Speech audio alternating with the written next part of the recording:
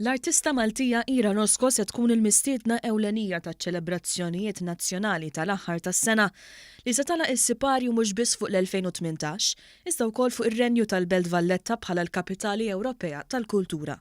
Id-dettalji taċ-ċelebrazzjoni li se tilħaq il-qofol tagħha mat-tokki ta' nofs il-lejl f'Misraħ San Ġorġ tħabbru f'konferenza tal-aħbarijiet miċ-Chairman ta' Lejlet 2018 Jason Mikallef flimkien mal-Ministru Owen Bonnici u s-Segretarju Parlamentari Deo De Battista.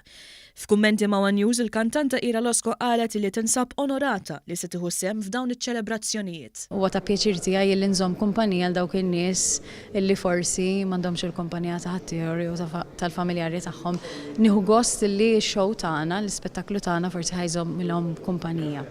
Żiedet tgħid li tinsab kuntenta li se taqsam il-mużika tagħha ma' dawk li m'għandhomx opportunità li jsegwuha fuq il-pjattaformi soċjali. Tanti jkollok dik l-opportunità li titla' fuq il-palk u tagħti il-prestazzjoni tiegħek.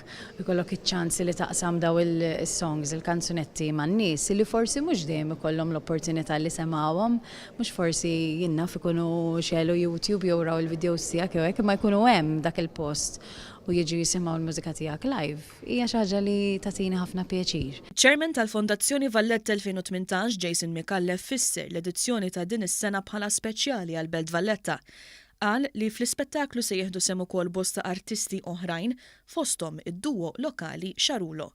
Il-Ministru għall-Kultura Owen Bonnici qal li l-festeġġjamenti ta' Lejlet L-Ewwel Tas-Sena fil-Belt saru jiġbdu lejhom eluf kbar ta' Maltin. Hija xewqa tagħna li l-poplu kollu jingħaqad fi żmien festiv, naturalment fil-miliet u fil-dawn il-festi ta' sbieħ huma festi ta' nazzjonali. Aħna nixtiequ li anke din l-attività tkun opportunità biex inkomplu ningħaqdu bħala poplu u nkomplu nħarsu lejn l-affarijiet li jġibuna flimkien u mhux lejn l-affarijiet li jfirduna.